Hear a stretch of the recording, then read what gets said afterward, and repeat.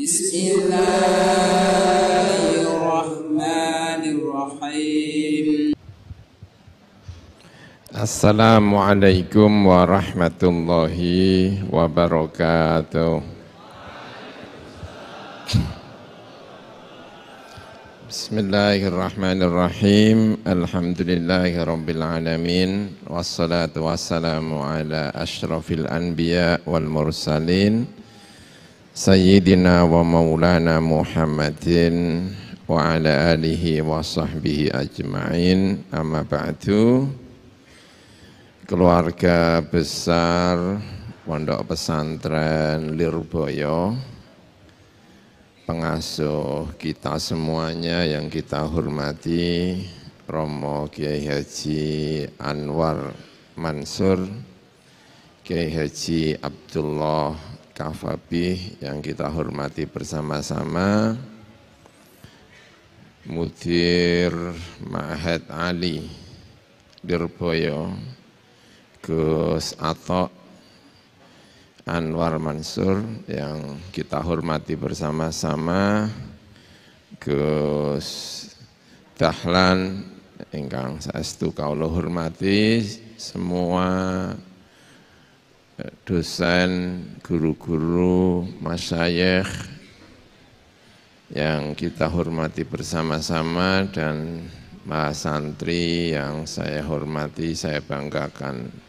Alhamdulillah pada pagi atau siang hari ini kita bisa bertemu. Saya tidak menyangka sebanyak ini. Saya kira hanya beberapa, paling 500 atau berapa, ternyata 4.000 ya. Banyak sekali. Tidak tahu ini berapa, ini banyak sekali. Saya ikut ngopeni kampus di Sarang, itu paling hanya 1.000 sekian. Saya pikir itu sudah banyak. Tapi kalau datang ke sini jadi kelihatan sedikit ini. Banyak sekali. Saya tadi ziarah ke Mbah Manaf, ke Dzurriyyah Lirboyo, karena dulu saya pernah poso di sini itu, pesennya abah saya ya, kamu harus ziarah kepada guru-guru saya. Jadi kadang-kadang saya itu enggak kesini itu enggak sowan ya, cuman ziarah gitu aja, terus kembali lagi. Terus lihat kursi banyak, saya pikir ini ada nikah siapa gitu ya, kok banyak. Saya tanya sama yang boncengkan, ini ada nikah atau ada apa? Ternyata enggak. Ternyata ada santri-santri sebanyak ini. Saya enggak nyangka sama sekali ini. Insyaallah matur nuwun luar biasa. Ya. Alhamdulillah, ini semoga sehat semuanya ini. Amin ya rabbal alamin. Soalnya tadi saya lihat ketika semua berdiri masih ada yang duduk karena ngantuk kayaknya dia. Semalam habis menghafalkan Al-Quran. Luar biasa. Amin ya rabbal alamin. Biasa ya. Baik, santri-santri semuanya yang saya hormati, di sini jurusannya fikih dan konsentrasinya fikih kebangsaan. Ya, terima kasih sekali. Saya aktif di Basul Masail sejak saya pulang dari Kairo. Pulang langsung, kemudian ketika saya tinggal di Yogyakarta, ketika ada pergantian kepengurusan, saya sebagai ketua lembaga Basul Masail PWNU Yogyakarta. Lalu pindah ke PBNU, saya aktif di Khatib Suriah. Saya sudah sampaikan kepada Rois Am waktu itu, saya aktif di PBNU, saya tak ngopeni ikut belajar di Basul Masail. Jadi memang aktif di Basul Masail. Ya walaupun hanya sekedar aktif ya. Nah ketika aktif ini saya paling banyak bertemu itu dari alumni Lirboyo. Paling sering ketemu di Basul Masail itu santri-santri Lirboyo. Saya berharap ini juga adalah kader-kader Basul Masail yang dimiliki oleh Nahdlatul Ulama. Saya terus terang bertanya-tanya ada apa gitu ya, kenapa kok banyak yang aktif di Nahdlatul Ulama. Saya baru tahu jawabannya diantaranya dari Maresnya. Pertama dalam Mares itu saya baru tahu kalau dawuhnya Mbak Abdul Karim santri Lirboyo itu harus membela Nahdlatul Ulama. Nggak tahu bunyinya apa persisnya tadi itu ya. Pokoknya ada Nahdlatul Ulama gitu. Jadi saya bisa mengerti sekarang kenapa santri Lirboyo itu gampang aktif di Nahdlatul Ulama, karena dinyanyikan setiap pagi mungkin itu. Mungkin ya. Yang kedua,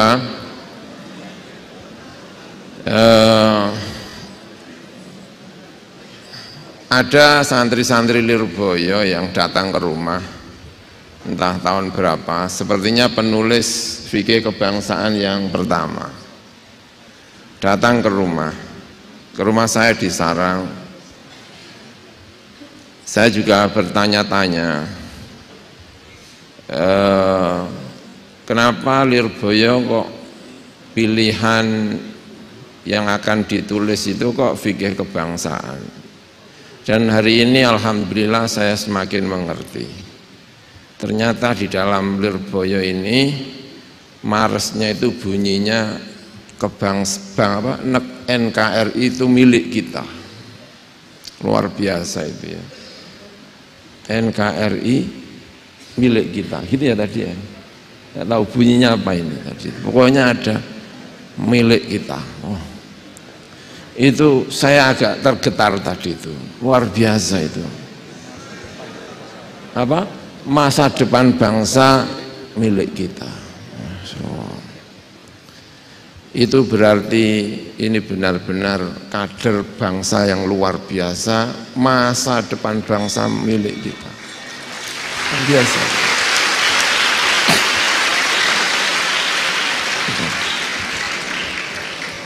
Mungkin santri-santri yang biasa menyanyikan lagu ini kurang tergetar, tapi saya pertama kali mendengarkan itu saya merasa tergetar. Bangsa masa depan bangsa ini milik kita dengan segala kemajmukannya. Itu yang ingin saya sampaikan di muqaddimah ini ya. Santri-santri yang saya hormati, yang saya banggakan.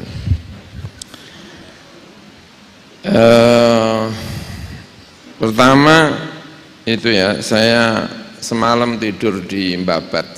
Saya sudah tidur di Mbabat, lalu mencoba untuk apa yang ingin saya sampaikan ya gitu kan. Terus saya baca-baca, lalu saya copy gitu. Pokoknya saya ingin menyampaikan itu semalam, sampai ingin menghormati santri-santri ini ya. Ya, pagi habis jamaah subuh di masjid, terus ngobrol-ngobrol sebentar, terus saya berangkat ke sini. Alhamdulillah bisa ketemu sowan sama ini Gus Atok ya. Jadi pertama ini Al-Qaumiyah.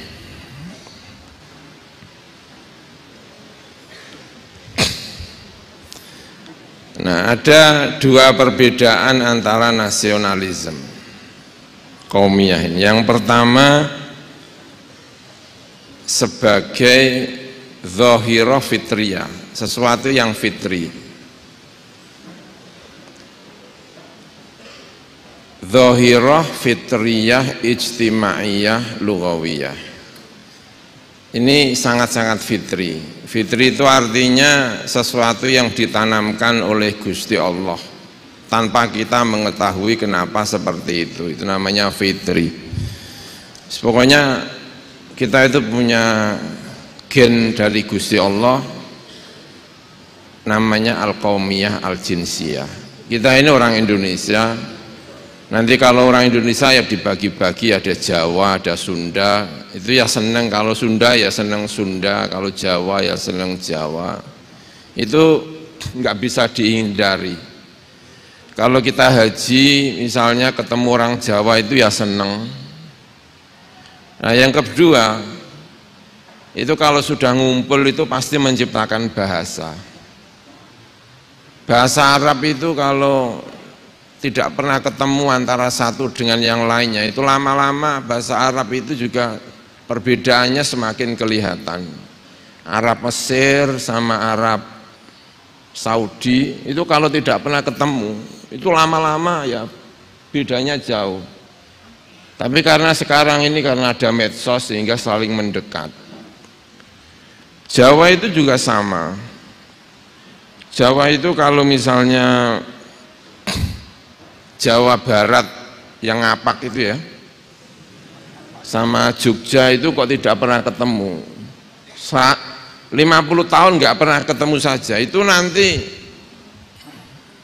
Melayunya Malaysia dengan Indonesia itu karena jarang ketemu itu juga berbeza, ya kan, berbeza. Lama-lama entah apa lagi gitu. Karena itu yang namanya zahirah lughawiyah. Itu nggak bisa dihindari, nggak bisa dihindari. Karena itu kalau disatukan itu ya mumet, nggak mungkin disatukan itu, nggak mungkin, nggak mungkin disatukan. Karena itu menyalahi kodrat manusia. Nah yang kedua, qaumiyah sebagai fanatisme. Dan ini yang bermasalah. Nah yang diperangi oleh agama Islam itu yang kedua. Saya waktu di Mesir itu kuat-kuatnya Ikhwanul Muslimin. Kuat-kuatnya Ikhwanul Muslimin itu ketika saya di Mesir itu. Sehingga yang namanya faham kebangsaan itu ditolak sama sekali oleh orang-orang yang punya kecenderungan Islam yang kuat. Biasanya ditolak. Kenapa? Karena itu dianggap fanatik. Tetapi belakangan orang semakin sadar bahwa harus dibedakan antara dua hal ini. Nasionalisme sebagai fenomena fitri dengan nasionalisme sebagai sesuatu yang melatar belakangi banyak fanatisme. Yang seperti ini biasanya melahirkan Nazi, Zionisme, yang sekarang memporak-porandakan Palestina itu diantaranya banyak dilatar belakangi oleh fanatik terhadap suku, fanatik terhadap ras. Nah yang ini yang diperangi oleh agama.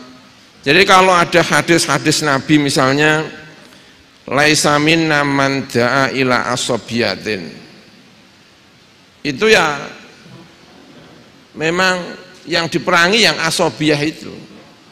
Tapi kalau kita mengatakan bangsa Indonesia tetapi tanpa disertai dengan fanatisme itu ya nggak bermasalah gitu. Ya. Baik. Ya berikutnya ya, ini ada ini kalau dalam KBBI, Kamus Besar Bahasa Indonesia, kesatuan orang-orang yang bersamaan asal keturunan, adat, bahasa, dan sejarahnya, serta berpemerintahan sendiri. Nah jadi ada kesamaan-kesamaan ini lalu membuat satu entitas politik. Ini nanti akan kita lihat tentang apa yang dibicarakan dalam Al-Quran mengenai hal-hal yang seperti ini. Jadi ada orang-orang yang merasa sama di dalam bahasanya, di dalam keturunannya, adatnya, sejarahnya, lalu membentuk kekuatan politik. Maka jadilah apa yang kita sebut sekarang dengan negara bangsa. Nah, yang seperti ini kira-kira kalau kita tanya, karena tafsir itu kan ada dua model cara kita membaca Al-Quran itu. Kalau kita membaca Al-Quran itu ada yang datang membaca Al-Quran itu mengosongkan segala apa yang kita miliki. Lalu apa kata Al-Quran langsung diterima, yaitu satu pembacaan. Yaitu tidak semuanya benar. Yang kedua, ketika kita membaca Al-Quran itu kita sudah tanya dulu, di kepala kita itu sudah ada pertanyaan. Lalu membaca Al-Quran untuk mendapatkan jawaban. Nah, kita pakai yang kedua ini. Kita mau membaca Al-Quran lalu punya pertanyaan-pertanyaan ini. Apa pertanyaan-pertanyaannya? Itu tadi itu. Ada yang namanya keturunan, ada yang namanya bahasa, ada yang namanya apa ini? Sejarah. Lalu ada yang namanya adat istiadat. Orang dengan punya keragaman ini lalu membentuk satu negara. Itu kalau kita tanyakan Al-Quran itu kira-kira jawabannya akan seperti apa? Kalau kita bertanya ini kepada Al-Quran. Lalu kita membaca Al-Quran 30 juz, dicari-cari kira-kira yang membahas masalah ini itu nanti kira-kira akan dapat jawaban apa? Gitu. Nah, dalam negara bangsa itu pasti ada konsep kewarganegaraan. Dan saya kira santri-santri Lirboyo sangat tahu persis, karena santri Lirboyo sudah menerbitkan buku itu fikih kebangsaan. Ya, pasti sudah tahu itu. Nah, dalam fikih dalam kebangsaan itu apa sih yang asasi itu? Apa sih yang asasi itu? Yang asasi adalah semuanya punya hak yang sama dan kewajiban yang sama. Kalau kita sudah menyebut negara kebangsaan, itu berarti dasarnya itu adalah semua punya kewajiban yang sama, punya hak yang sama. Jadi jangan ditanya tentang jizyah, karena jizyah itu berarti tidak kewajiban yang sama.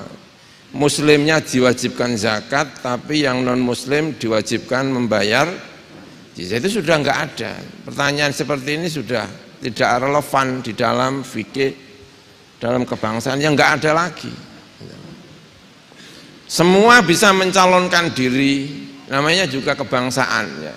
Kewarganegaraan dalam negara bangsa itu ya seperti ini. Nah, yang seperti ini itu juga patut mendapatkan jawaban. Nah, kalau fikih kebangsaan lagi itu pasti ada namanya batas teritori. Kalau dulu itu enggak ada itu, batas teritori itu kan tidak ada.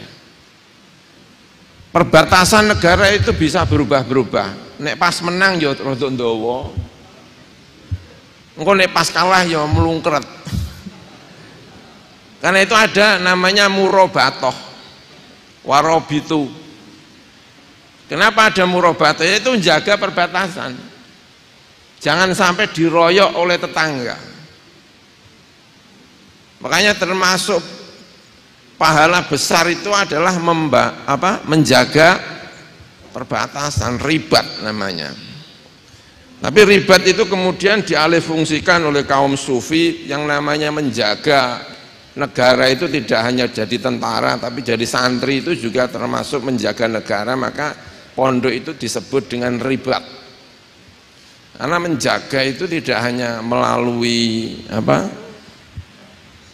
tentara gitu ya. Tapi kita berada di pondok, belajar, zikir, itu juga bagian dari menjaga terhadap negara. Hanya orang-orang sufi menyebut itu sebagai ribat. Nah, faham tentang kebangsaan itu juga bisa diartikan yang kedua ini. Urifat al-qaumiyah ala annaha mabda'un siyasiyun istima'iyun yufaddilu ma'ahu sahibuhu kullama yata'allaqu bi umatihi. Ini yang sangat ekstrim. Jadi ketika mendefinisikan yang namanya kebangsaan itu ada yang mendefinisikan seperti ini, yaitu faham di mana seseorang itu mengagungkan bangsanya di atas kepentingan yang lain, dan ini pasti akan melahirkan fanatis, dan ini biasanya yang akan ditentang. Nggak ada faham kayak gitu tuh, nggak ada dalam Islam. Justru yang ini akan ditentang, seperti hadis yang kita baca tadi, laisa minna man da'a ila asobiyatin. Nah, yang kedua ini melahirkan Nazi, ya, melahirkan apalagi yang tadi itu Zionisme, itu juga melahirkan yang seperti ini. Pokoknya kalau tidak ini enggak, ya itu bermasalah, ya.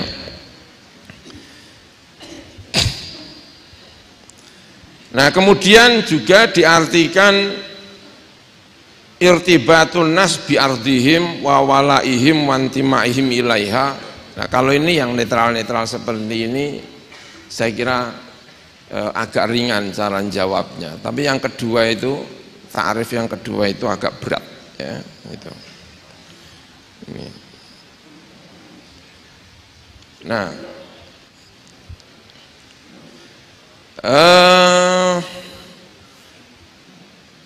sering disampaikan dasar dari negara itu adalah keadilan. Kalau ada yang merasa tidak diperlakukan dengan adil, itu biasanya gampang membuat negara itu kisruh. Sering geger itu karena bukan karena melarat, tapi karena tidak adil. Kita itu makan tempe bertahun-tahun nggak masalah, akan bermasalah kalau sampingnya itu sudah ada ayamnya. Itu pasti marah itu. Tapi kalau masih tempe sama tempe itu tidak masalah. Nah, makanya hal keadilan di dalam negara itu ini. Makanya ketika kita bicara mengenai negara kebangsaan dengan segala komponennya, lalu negara ini tiba-tiba diklaim hanya milik orang Islam, itu hampir pasti yang non muslim pasti mulai apa, ada yang minta untuk memisahkan diri, ada yang ini, itu nggak bisa dihindari yang seperti itu. Nah, yang seperti ini juga saya kira patut untuk ditanyakan. Apakah negara bangsa dengan cara seperti ini itu diperkenankan di dalam Al-Quran? Apakah ada jawabannya di dalam Al-Quranul Karim? Yang kedua yang harus kita sampaikan lagi, untuk dunia modern, orang tidak punya kebangsaan itu justru sangat negatif, negatif sekali. Kita bisa mengambil sejumlah contoh negatifnya gerakan-gerakan Islam yang tidak punya kebangsaan. Misalnya Daesh itu apa itu? ISIS itu tidak punya kebangsaan. Dia pertama kali berjuang di Irak, lalu memporak-porandakan Irak. Irak kurang menerima, pindah lagi ke Syria. Syria porak-poranda, nggak diterima, pindah lagi. Itu nanti kalau ke Indonesia porak-poranda ya tinggal lagi. Dia tidak berpikir Irak porak-poranda, Syria porak-poranda. Itu dia kalau ditanya itu kok kamu kok begitu, itu nggak urusan saya. Kenapa ya? Karena dia tidak punya yang namanya kebangsaan. Maka hampir pasti orang yang ngebom muslim yang ngebom Bali itu, yang tidak punya kebangsaan itu ngebom itu ya enak-enak saja. Nanti kok dia diterima di Malaysia ya pergi ke Malaysia, meninggalkan dengan segala kehancuran-kehancurannya itu. Hizbut Tahrir itu juga tidak punya kebangsaan. Dia tidak penting di mana, yang penting dia diterima di mana. Kalau dia diterima di Indonesia ya di Indonesia, nanti kalau sudah enggak diterima ya pindah di Malaysia, nanti di Malaysia enggak diterima lagi ya pindah di entah di mana lagi, itu karena tidak punya kebangsaan. Nah, ada hal-hal yang sangat negatif untuk dunia modern ini ketika seseorang berjuang untuk Islam tapi dia tidak punya kebangsaan. Baik ya, ada hal yang harus kita sampaikan bahwa kebangsaan itu sesuatu hal yang baru di dalam perspektif Islam. Karena dulu itu negara itu berdasarkan agama. Ada negara yang miliknya negara Islam, ya pemiliknya Islam. Ada negara Imperium Romawi, yaitu miliknya orang Kristen. Lalu ada negara Persia, itu berarti miliknya Majusi. Nanti ada negara di India, itu miliknya orang Buddha. Kalau ada warga negara lain, orang yang tidak Buddha di situ, ya nanti jadi warga negara kelas 2. Kalau ada di negara Muslim, negaranya bunyinya negara Islam, lalu ada non Muslim di situ, ya secara otomatis itu jadi warga negara kelas 2. Sama dengan Muslim ketika tinggal di negara Romawi itu juga akan menjadi warga negara kelas 2. Nah, sekarang kalau berpikir tentang negara kebangsaan yang seperti ini menjadi tidak ditanyakan, karena kalau di negeri Indonesia ini nggak ada yang namanya warga negara kelas 2, semuanya negara kelas 1. Nah, yang seperti ini kalau kita tanyakan kepada Al-Quran, itu kira-kira jawabannya akan seperti apa? Itu juga pertanyaan-pertanyaan yang saya kira patut untuk kita tanyakan.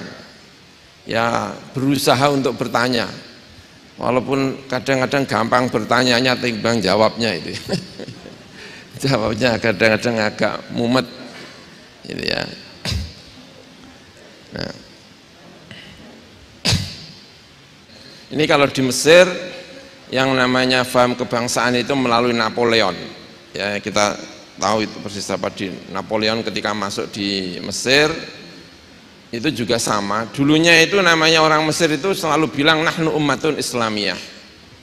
Tapi Napoleon itu mbujui sama orang Mesir, kamu sekali-kali nggak usah ngomong nahnu ummatun islamiyah, nahnu ummatun misriyah. Kamu tidak lagi umat Islam, tapi kami ini adalah bangsa Mesir. Karena kebetulan meski bangsa Mesir yang berkuasa itu orang Turki, dan Napoleon itu ingin mengajak orang Mesir agar Mesir itu yang berkuasa ya orang Mesir sendiri, jangan orang Turki. Caranya menciptakan istilah baru, Islamiyatun Misriyatun, sehingga dan itu berhasil gitu. Orang Mesir menjadi nasionalismenya kemudian kuat, dan kemudian timbul rasa tidak senang ketika dipimpin oleh orang Turki. Saya pernah berkawan dengan orang Turki. Saya pernah di Mesir itu karena santrinya banyak dari mana-mana. Saya kenal dengan orang Turki dan akrab dengan orang Turki. Orang Turki itu di rumahnya itu ada peta Daulah Utsmaniyah. Dia bilang gini, nanti suatu saat Daulah Utsmaniyah itu akan lahir kembali dan ini petanya. Lalu bilang gini sama kita orang Indonesia, nanti Indonesia bergabung ya, karena belum ada di petanya. Petanya nggak ada, Indonesia itu nggak ada. Bilangnya nanti bergabung ya. Terus kami bilang sama dia, insya Allah kita bergabung, tapi khalifahnya orang Indonesia. Apa kata dia? Ya enggak bisa, khalifahnya tetap kami. Nah, maka kami itu sebetulnya mengajak negara Islam apa negara Turki. Kenapa kamu itu kok kepinginnya yang memimpin orang Turki? Begitu kami mengajukan opsi, oke, kami bergabung, tapi yang memimpin orang Indonesia, dia bilang enggak, ikut kamu yang memimpin kami. Itu kira-kira dia itu berjuang untuk Islam atau untuk apa bangsanya sendiri. Nah, jadi kadang-kadang, nah itu ya dulu mungkin itu tidak bermasalah, tetapi dunia modern, hilangnya imperium, hilangnya khilafah, itu memang melahirkan kebangsaan. Dan sejak saat itu negara itu tidak lagi disatukan oleh satu imperium, tetapi dipisah-pisah dalam kebangsaan-kebangsaan. Yang seperti ini juga patut kita tanyakan, boleh enggak umat Islam itu membentuk sejumlah negara berdasarkan kebangsaan dengan menjadikan Islam itu terbagi menjadi berbagai negara-negara. Nah, yang seperti ini juga patut untuk ditanyakan. Baik. Nah, kira-kira kalau ini ditanyakan kepada Al-Quran kan ya agak susah ya, agak maksa-maksa gitu jawabnya itu. Cari ayat-ayatnya yang kira-kira ya lumayan untuk kalau tidak jadi istidlal ya istiqnas. Kalau dalam usul fikih apa itu usul fikihnya itu, kalau tidak istidlal yang minimal istiqnas. Mari kita lihat kira-kira apa yang bisa kita, tadi kan pertanyaan sudah muncul ya. Nah sekarang kira-kira ayat mana yang mau, itu kan judulnya kan ayat-ayat kebangsaan ya. Kalau langsung ke fikihnya kan biasanya langsung nyariin marojik. Lah kita ini kan ditanyakan judulnya itu kan ayat-ayat kebangsaan. Jadi nanti kalau tiba-tiba itu kayaknya ngada-ngada, ya bolehlah nanti kita diskusikan itu ngada-ngada apa enggak kira-kira. Baik.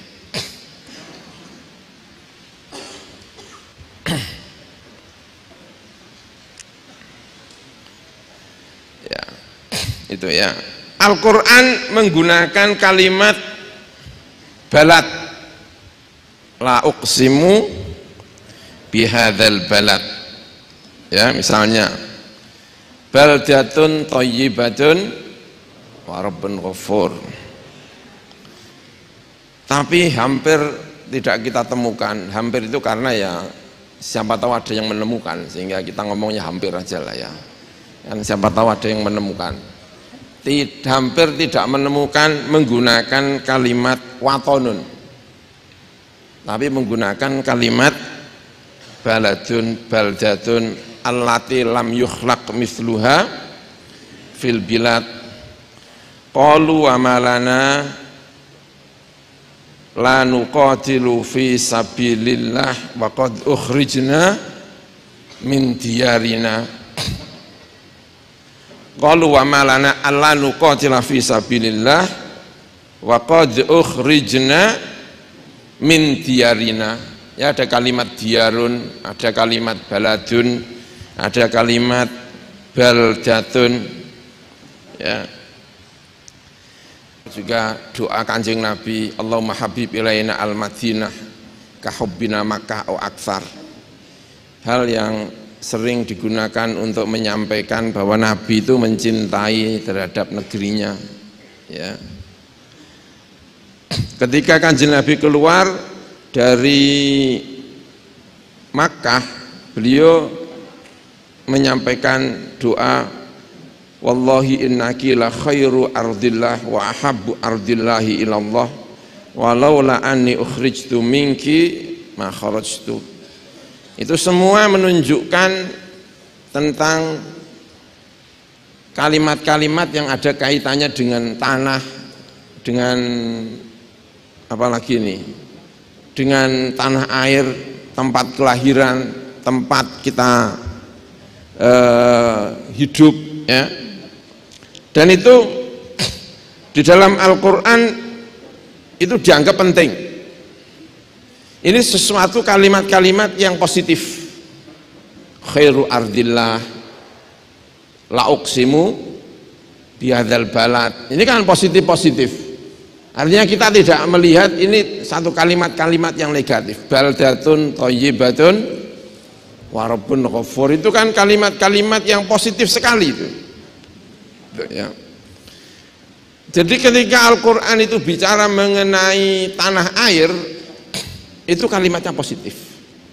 Minimal kita melihat itu adalah sesuatu yang positif. Itu tanah air, ya.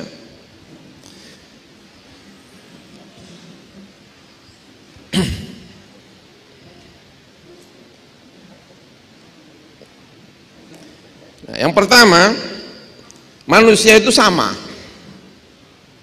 Nggak ada yang rasnya lebih tinggi daripada ras, nggak ada. Sama, ya, semuanya sama. Ya ayyuhan nas ittaqu rabbakum alladzi khalaqakum min nafsin wahidah wa khalaqa minha zawjaha ila akhirih. Itu sama. Artinya kalau kita mengatakan bahwa semua sama di dalam pandangan negara, itu ya bisa dimengerti. Jadi di satu sisi ketika kita bicara semua warga negara Indonesia, maka sama-sama sebagai anak Adam itu adalah sama. Ya sama. Kalau ada perbedaan itu istisnai, bukan dasarnya beda. Kalau ada kesamaan itu adalah istisnai, bukan, tapi dasarnya adalah sama. Kalau ada perbedaan itu namanya istisna. Itu dasarnya. Yang kedua,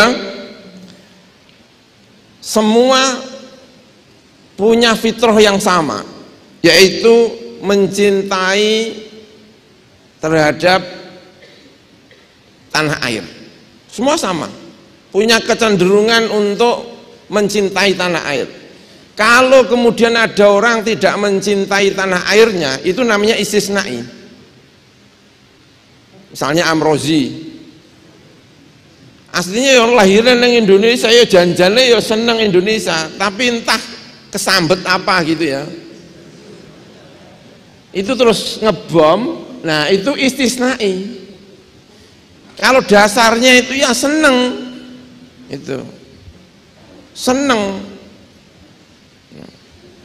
Kalau dihitung-hitung, misalnya ada orang Indonesia itu datang ke Belanda, itu nanti kalau nyari istri yang goleki sing wong Indonesia, apa ngomong nembak wong Belanda ya rondok ragu-ragu piye ngono. Ya mbok ya memang gitu. Ya. Di pondok ini sudah kumpul banyak orang. Nanti yang Jawa itu yang nikahnya ya sama Jawa. Nanti yang itu ya sama itu ya. Tapi ya tentu ada silang, ada. Tapi secara umum mencintai itu sangat fitri sekali. Maka kalau kalimat ini mendapatkan penjelasannya di dalam Al-Quran, itu ya bisa dimengerti. Ya. Seperti tadi.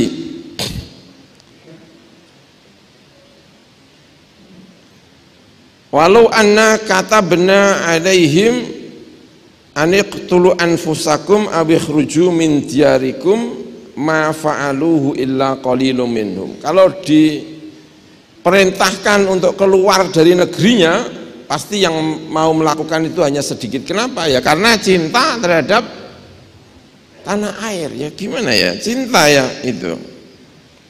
Ketika Kanjeng Nabi diperintahkan untuk keluar dari Mekah menuju Medina, ya itu fitrinya begitu. Fitrinya ya pamit sama Mekah. Kalau saya nggak diusir, saya nggak akan keluar. Itu fitri namanya. Fitri itu sesuatu yang diberikan oleh Allah tanpa kita tahu itu kenapa gitu. Itu namanya fitri. Ya bisa bernafas. Tiba-tiba doyan mangan, fitri semuanya ya. Nabi Adam itu pertama kali ketemu Sayyidah Hawa itu kan kita bisa membayangkan, itu pertama kali hidup sendiri, terus ketemu Sayyidatina Hawa, itu kok tahu kalau itu perempuan, itu saya ngandani sopo ya. Terus ketika dinikahkan kok ya punya anak, lho sing marahi sopo. Nah kalau kita kan ada yang marahi ya, kan ada temennya, apanya, takok-takok, ya kan? Tapi kalau Nabi Adam takok sapa njajal? Masuk takok malaikat, berkawin terus piye? Ya itu namanya fitri, ya begitu ngawasi dia, oh ini pasangan saya, terus ada hatinya itu duk gimana? Ya. Dijaga seminggu dua anak itu ya itu namanya fitri, itu fitri namanya, itu fitri. Enggak butuh ini, enggak butuh mengajarkan yang orang cinta terhadap itu fitri namanya, itu fitri.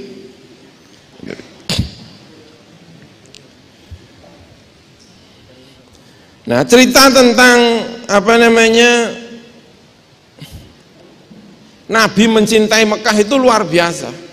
Kalau ada orang datang dari Mekah ditanya gimana kabarnya Mekah, ada yang cerita Mekah sekarang sedang paceklik, udah nggak usah teruskan, kamu jangan cerita yang enak-enak saja, jangan cerita yang tidak enak-enak. Ya saking senengnya, itu fitri sekali.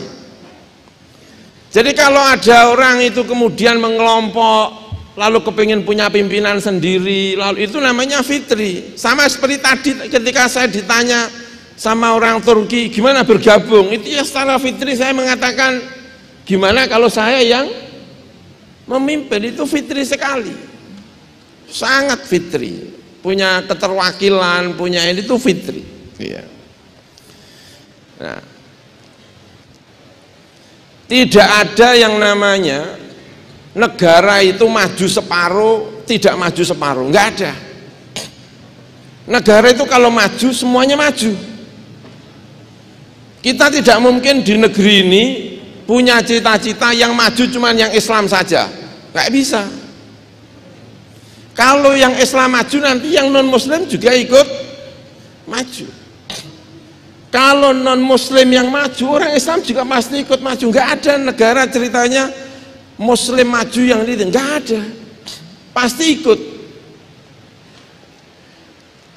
Saya pernah hidup di Australia 1 bulan,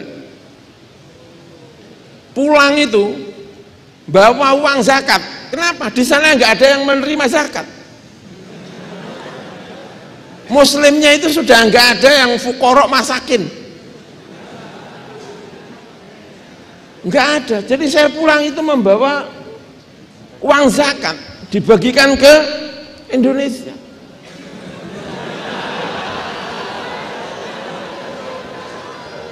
Heran ya. Saya juga pernah hidup itu 1 bulan di Belanda, pulang juga sama bawa uang zakat. Kenapa? Ya karena di sana itu sudah nggak ada, golei wong sing mustahik itu gak ketemu. Sampai kadang-kadang kita itu kadang malu. Kenapa? Karena saya di sana jadi imam masjid 1 bulan ngimami, jadi marbot. Ada perempuan masuk masjid itu nggak pakai ini loh, pakainya itu you can see itu loh, apa itu ya, terus celana roknya itu Insyaallah gitu ya.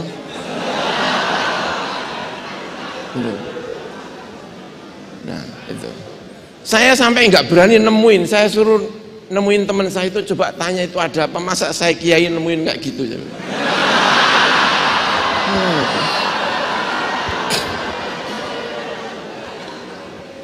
Ditemuin, tanya, ada apa? Ini saya bawa uang zakat. Ternyata orang pakai gini itu juga bayar zakat.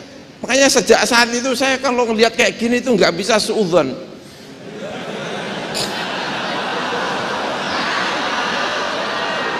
Ternyata yang segini itu juga kadang-kadang nanyanya itu membayar zakat. Nah kita itu yang kopiahan malah nggak bayar zakat.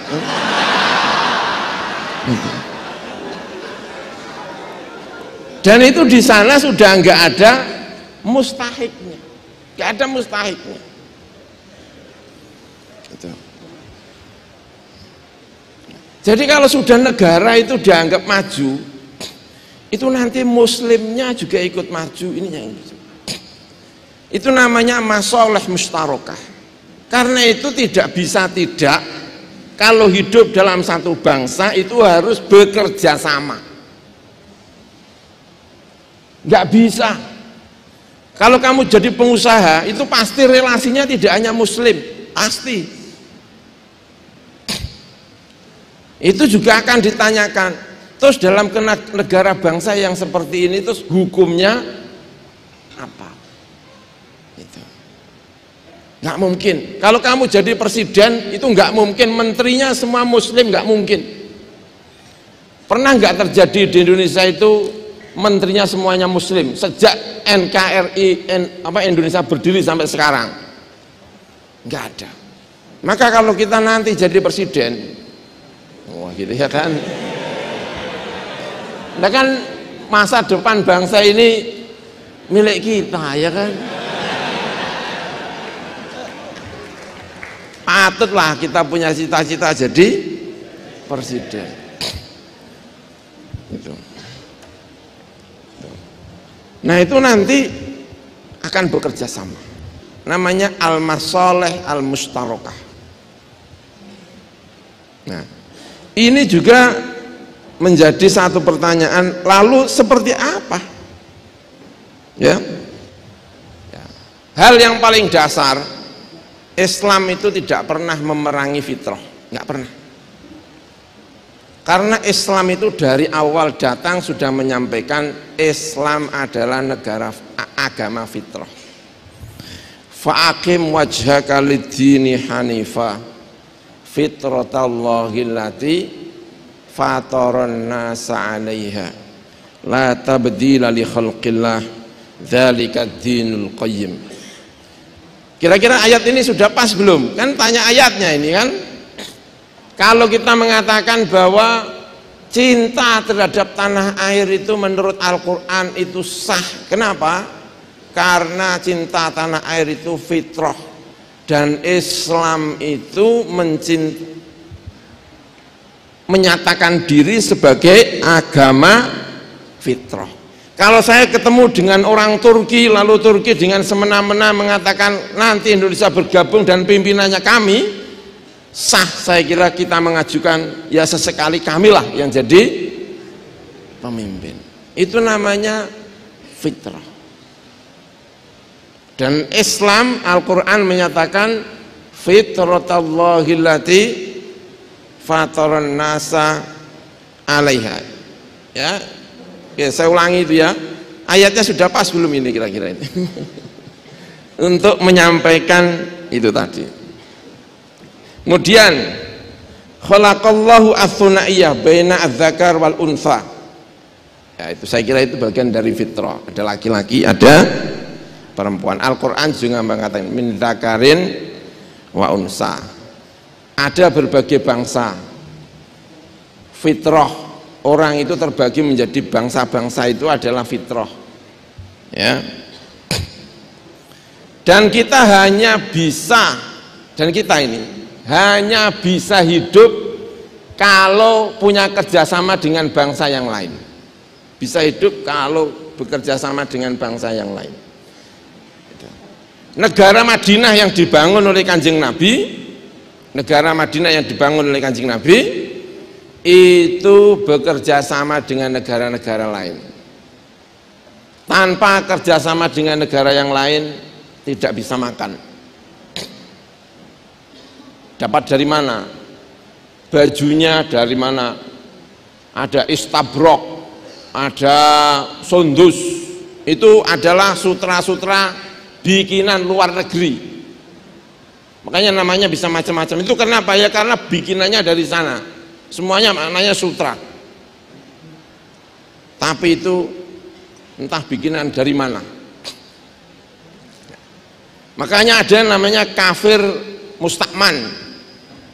Kalau ada orang luar masuk ke negeri Islam, maka namanya kafir mustakman. Untuk apa? Biasanya untuk dagang, untuk apa? Karena itu tidak bisa dihindari. Nggak ada negara pun yang mencukupi kebutuhannya dengan dirinya sendiri, itu nggak ada.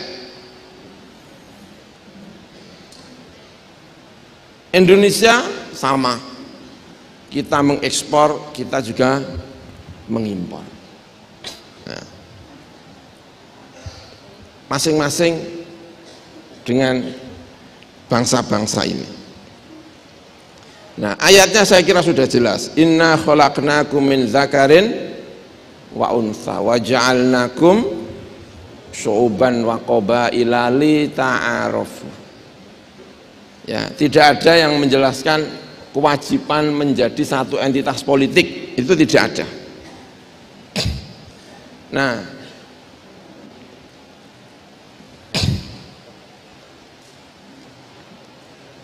Nah, apakah Kanjeng Nabi dalam kehidupannya melaksanakan kerjasama seperti ini?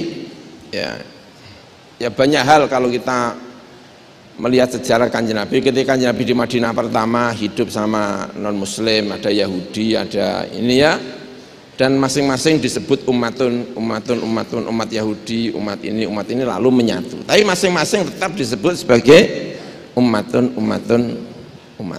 ya. Baik, Nabi Muhammad ketika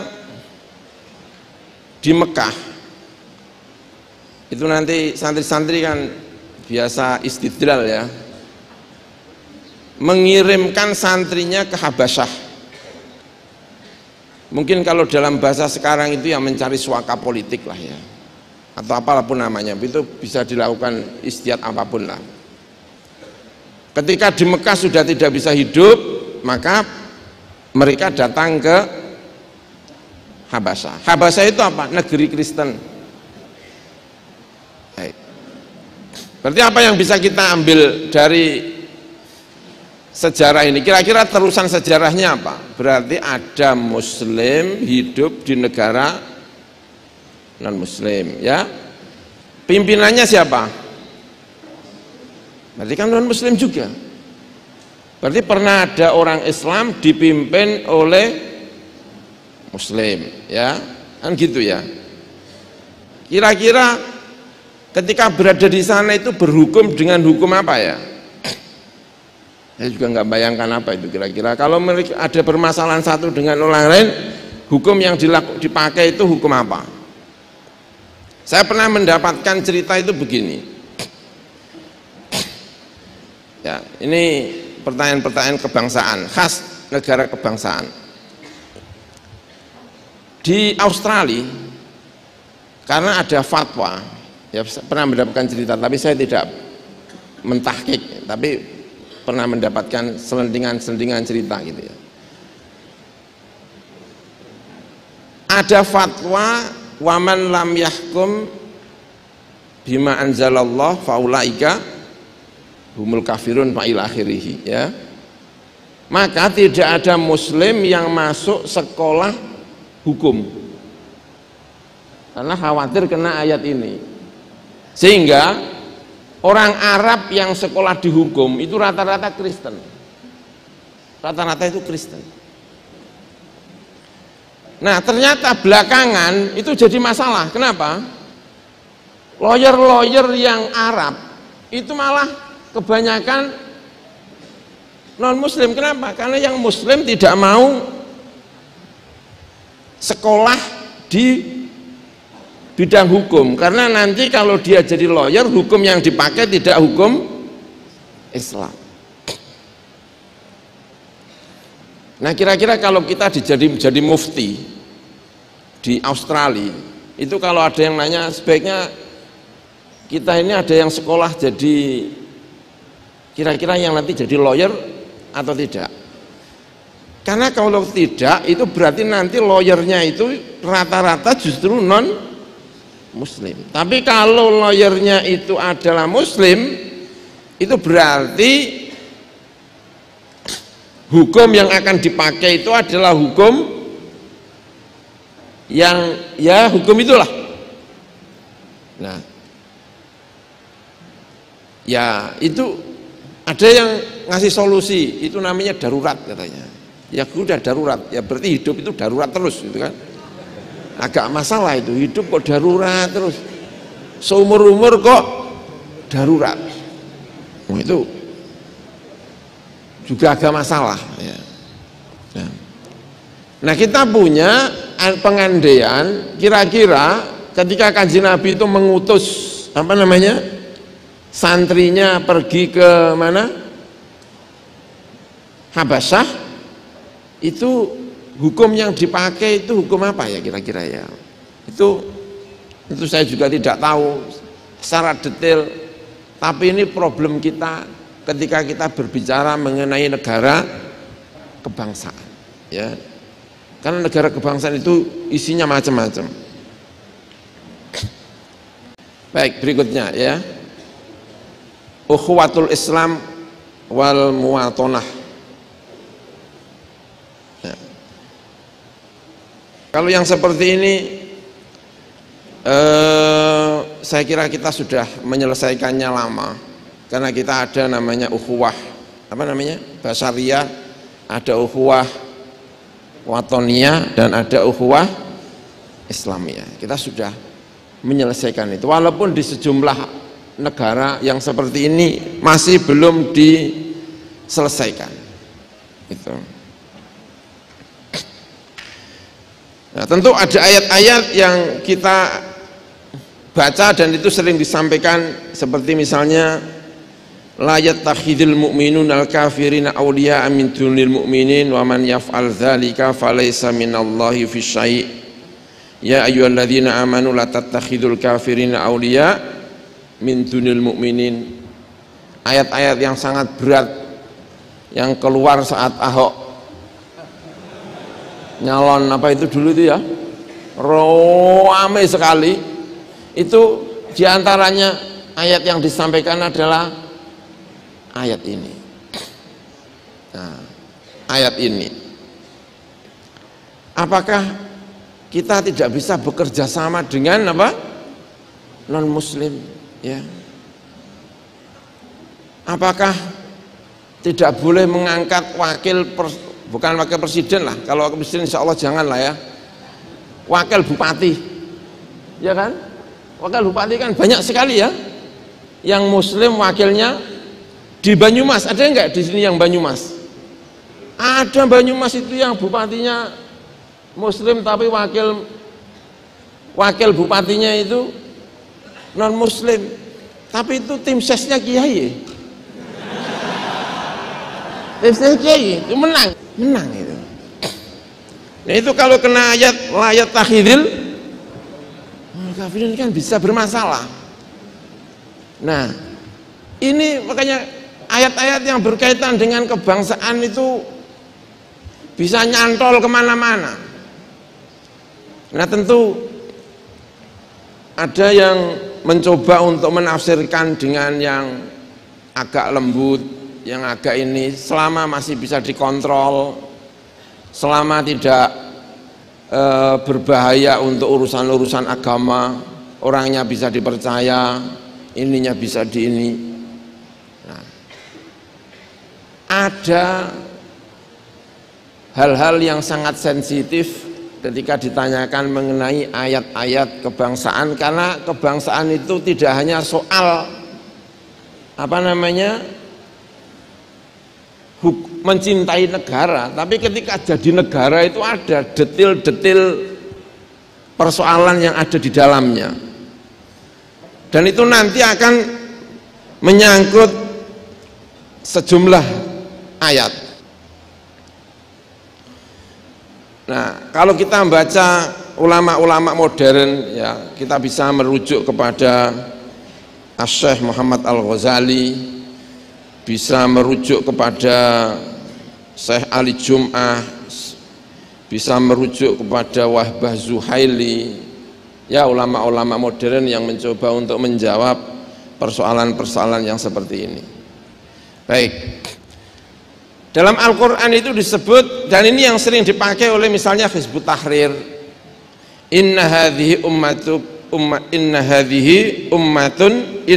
ummatukum ummatan wahidah wa ana rabbukum fa'budun, wa inna hadhihi ummatukum ummatan wahidah wa ana rabbukum fattaqun.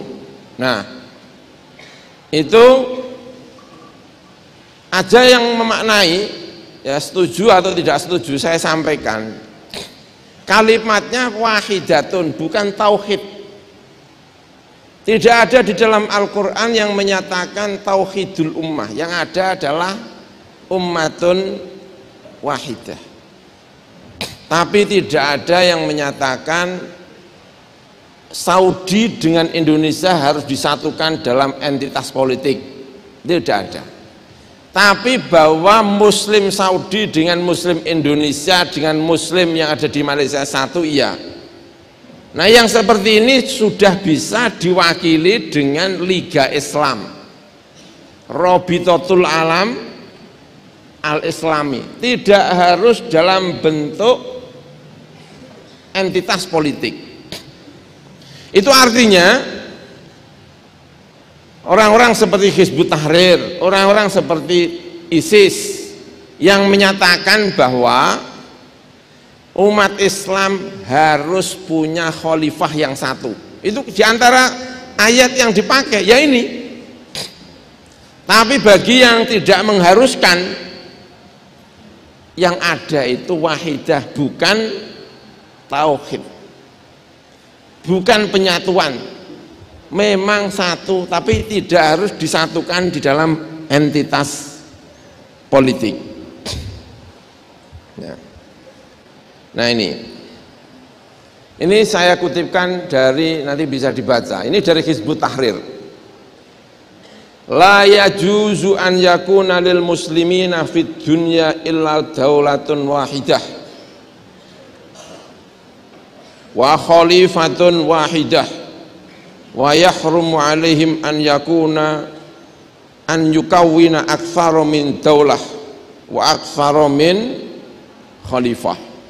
Jadi bisa dimengerti kalau Hizbut Tahrir di Indonesia itu kalau ditanya Pak Jokowi itu presiden muslim apa enggak, itu enggak sah itu. Kenapa? Karena muslim hanya punya satu khalifah. Tapi PBNU memutuskan itu sah.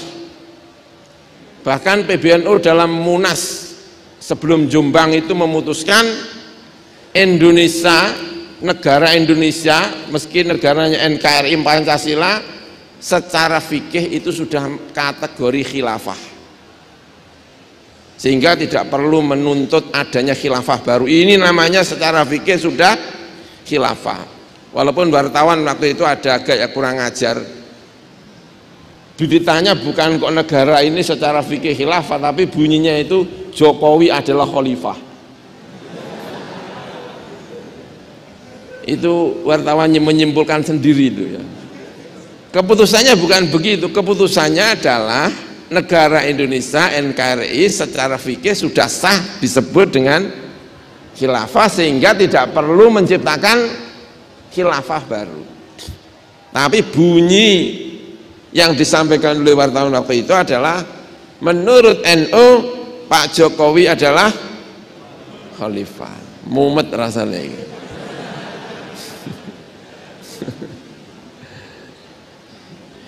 Itu. Nah, berikutnya ya. Nah, tentu ada pendapat-pendapat lain yang memperbolehkan, dan kita pilih yang gampang-gampang beginilah, yang boleh-boleh aja lah. Ya, boleh-boleh yang tadi. tidak ada nas yang menyatakan wahidah, ada yang menyatakan, tapi tidak ada yang menyatakan tauhid, itu tidak ada. Ya, itu enggak ada. Ulama kita ada yang membolehkan, oh banyak sekali. Dan saya kira dalam fikih kebangsaan yang ditulis oleh kawan-kawan dari Mahat Ali Lirboyo sudah sangat baik menjelaskan itu, saya kira. Ya, saya kira santri-santri semuanya sudah membaca. Enggak tahu kalau karya sendiri belum dibaca ini. Baik. Ya. Berikutnya ya, al aslu an nasabi. Orang punya nasab, punya ini itu dibenarkan di dalam Al-Qur'an. Itu saya kira ayatnya itu banyak sekali. Kalau soal ini itu banyak sekali. Enggak bikin-bikin. Ya. Nabi Muhammad yang membela ya Bani Hashim, Bani Muthalib. Bagaimana kalau ada umat lain masuk? Nah, ini mungkin ada yang agak bikin-bikin. Misalnya yang seperti ini tafsir itu bisa terjadi. Jadi agak antik. Kalau kawan-kawan di fikih lalu membaca tafsir lalu tafsirnya agak nyeleneh itu, ini saya bacakan. Kalau orang tafsir gayanya cara istidlal itu kadang aneh itu. Kadang udahlah istiqnah saja. Misalnya ya, wa idh qulna lil malaikati isjudu li adama fasajadu illa iblis aba wastakbara wa kana minal kafirin. Pasti kalau kawan-kawan ini pasti agak senyum-senyum gimana gitu. Iblis itu bukan malaikat, iblis itu jin, ya kan? Tapi karena dia itu mirip-mirip malaikat, ibadahnya sergap sehingga kumpul dengan malaikat. Jadi Indonesia itu kalau ada bule kok masuk ke Indonesia, itu hidungnya kayak gitu kok Indonesia, ya anggap aja itu iblis yang baik sedang kumpul dengan malaikat. Nah, gitu. Jadi tidak masalah orang luar masuk dalam satu, oh itu ada padanannya di dalam Al-Quran, yaitu dulu iblis itu jin tapi masuk kumpul dengan malaikat. Nah, jadi ini. Nah, negara yang dibangun oleh Kanjeng Nabi itu juga ada yang namanya Salman Al-Farisi, ada yang namanya Suhaib Ar-Rumi, ya, ada Bilal Al-Habasyi, ada apa lagi? Itu satu komunitas di dalam Islam di Madinah. Itu mu'tadidul jinsiyat. Jadi kalau Indonesia ini kemudian etniknya macam-macam, itu dulu Nabi juga begitu. Enggak usah risau, enggak usah anti terhadap bangsa asing. Dulu Nabi juga begitu. Nabi mengangkat muadzin itu siapa? Bilal, diangkat jadi muadzin. Ya, Hudzaifah, Salim Maula Abi Hudzaifah diangkat menjadi guru Al-Quran. Padahal itu orang Persia, mantan budak. Itu. Nah, berarti hal yang seperti ini kita mendapatkan pembenarannya di dalam Al-Quran, sekaligus kita mendapatkan pembenarannya dari apa praktek-praktek yang dilakukan oleh Nabi. Kemudian berikutnya soal bahasa, seperti tadi saya sampaikan, tidak mungkin dunia itu jadi satu, itu tidak mungkin. Kenapa? Ya bahasanya itu beda-beda. Bahasa itu bukan soal komunikasi, bahasa itu soal berpikir. Kita itu hanya berpikir kalau kita punya bahasa. Kenapa? Karena manusia itu bisa berpikir, menggabung-gabungkan. Itu kalau manusia itu setiap kali menemukan sesuatu, pertama kali yang dilakukan apa? Memberi nama. Kenapa kok hewan itu kok tidak bisa berkembang? Ya karena dia tidak punya bahasa. Ini kalau menurut bahasa ini pulpen ini begitu kita lihat lalu kita sembunyikan, itu pulpen itu kita masukkan di sini, lalu kita bisa mengeluarkan ini tanpa ini wadah. Caranya apa? Ini diganti dengan nama. Ini kita ganti dengan nama. Tapi kalau hewan itu gimana cara gantinya dia? Makanya hewan itu, ikan lomba-lomba itu diajari, itu gak iso ngajari, caranya ngajari dia nggak ngerti. Maka mandek. Tapi kalau manusia itu punya bahasa dan pengalaman, bahasa itu sesuai dengan pengalaman orangnya. Makanya mengganti bahasa, orang Islam dijadikan satu negara dan bahasanya tunggal, tidak mungkin terjadi. Kalau itu terjadi, itu nunggu Imam Mahdi. Nunggu Imam Mahdi sulit. Kalau di Arab itu melahirkan unta. Unta itu bahasanya ada 70 atau berapa itu, unta itu. Kita unta itu semuanya unta, nakotun ya unta, jamalun ya unta, ibilun ya unta. Tapi kalau Indonesia, ya kalau nama nasi itu, Masya Allah, di sana rus semuanya, rus semuanya, mentah ya rus, matang ya rus, jadi bubur ya rus, digoreng ya rus, jaiman yakul rus Indonesia ini. Ya karena hari ini makan apa ya, itu kalau dijadikan satu, Indonesia mumet. Kamu makan apa hari ini? Rus, jaiman rus. Oh, beda, dina iki gemblong, dina iki ning kabeh rus.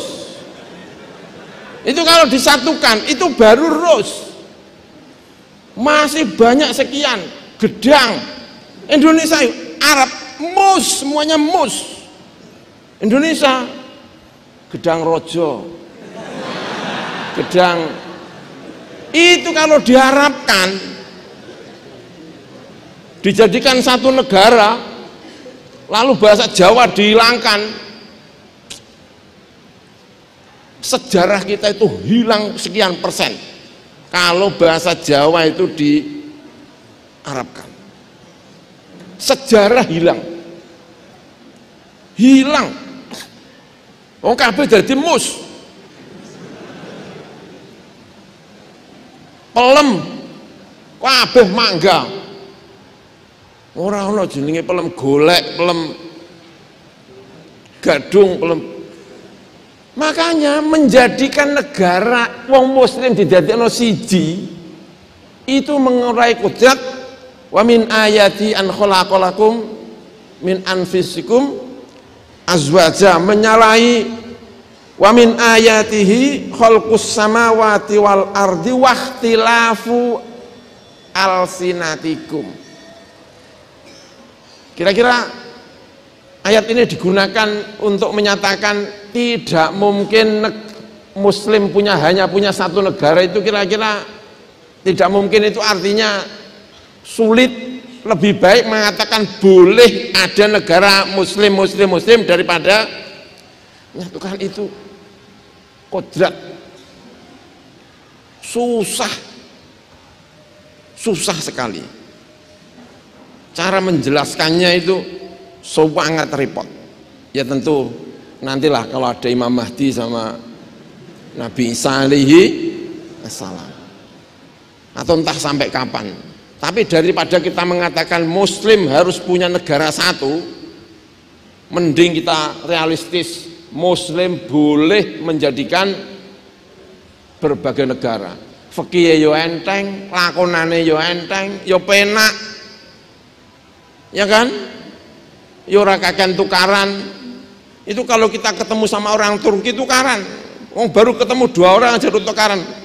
Rojone wong Islam, kono rojone wong Turki, tukaran terus, ora barbar. Itu.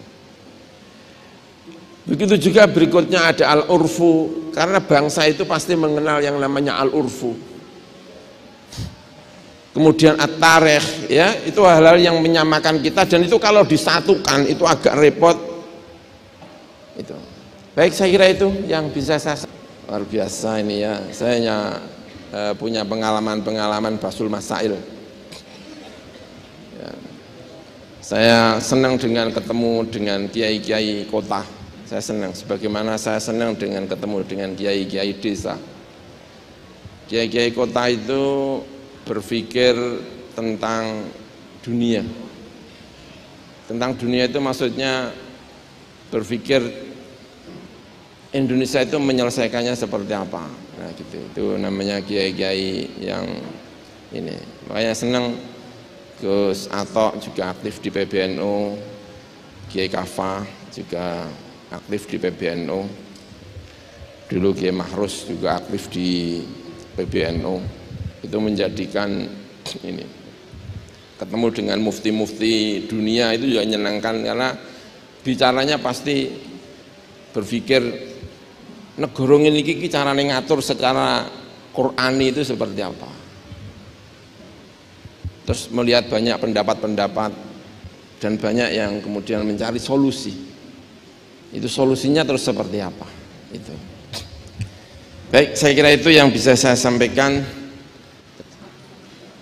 Mohon maaf atas segala kekurangan. Wallahul muwaffiq ila aqwamit thoriq. Wassalamualaikum warahmatullahi wabarakatuh.